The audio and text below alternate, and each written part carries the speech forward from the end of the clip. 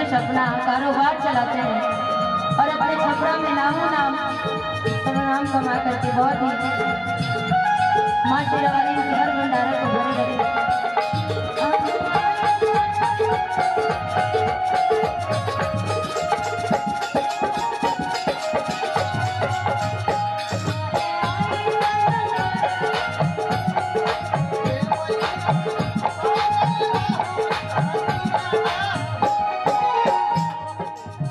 जब औरत माँ के दरबार में जाती है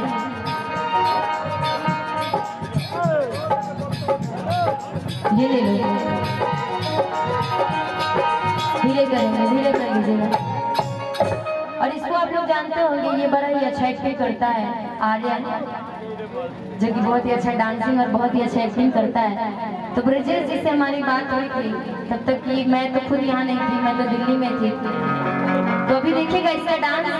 ऐसे छोटा बच्चा है जो कि भगवान के दरबार में जाता है, भोले बाबा से बोलता है, क्या बोलता है आर्यन, शादी करोगे? हाँ। कैसी बीवी चाहिए? सुंदर। करिया इतना चाहिए, करिया होगी तो चलेगी। क्या बोलना सर? काली चलेगी ना? काली नहीं चाहिए। काली भाई का काली नहीं चलेगी ना? अच्छा, इसको कमर में बांध लो तो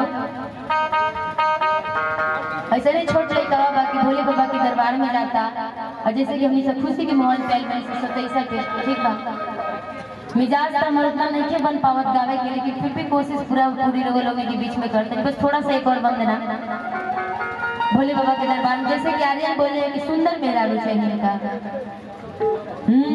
कि सब हो के हुनर में हरारू चाहिए सुना। सुनर कैसे भी चाहिए? सुनर मेहरारू कैसे चाहिए? कितना नहीं है आपके जैसे?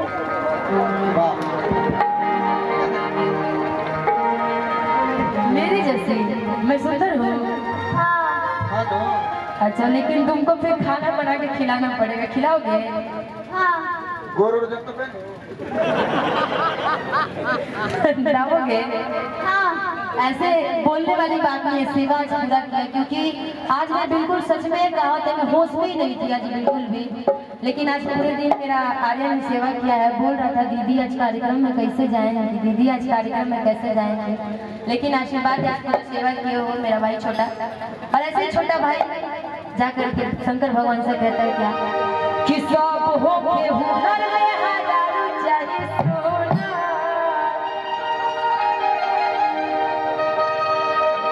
कि भोला पूजी ना उनको, समझो कि भोले बाबा यही है, ठीक है?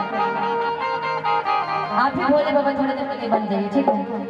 थोड़ा पैर इनका कैसे छोड़िए कि भोला पूजी ना उनको कि चाहिए चंदा चको। देख लीजिए, पटा लिया ना, नहीं दहेज में मांगले फल छूना। कहो ये बाबा दुल्हन खोजिएगा ना? ए बाबा दुल्हन खोजिएगा ना? बिल्कुल हीरोइन के। ठीक बा, तो मेहरारू छपड़ा के रही कि कहाँ के? बीवी छपड़ा के चाहिए? भारत के जाएंगे। भारत के चाहिए। कर्नाटक में दिया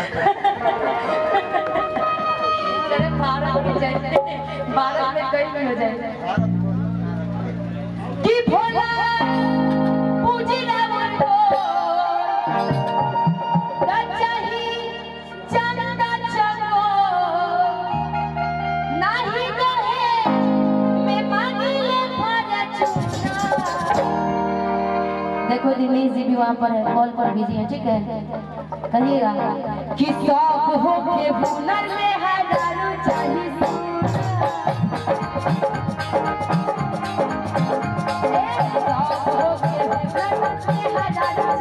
सुना।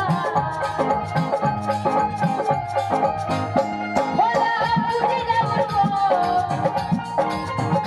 चाहिए चंदा चको, भोला पूजी ना उनको चाहिए चंदा चको।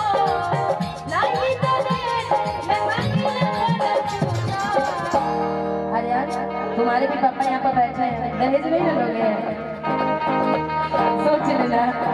सब हो के हुनर मेहरारू चाहे सोना, और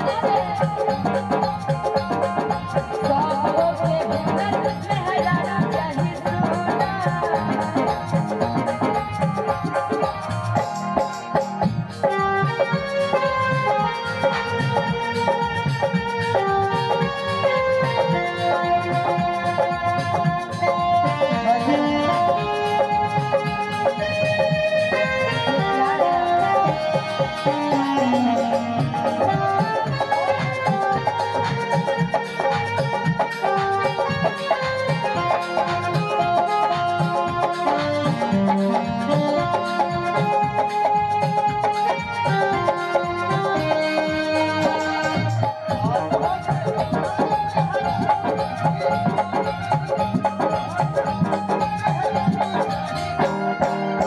जैसे कि तू मांग ले मेहरारू चाहिए सुनर, थोड़ी देर को देखा हुआ दोस्त लड़का खड़ा बा, ठीक बा?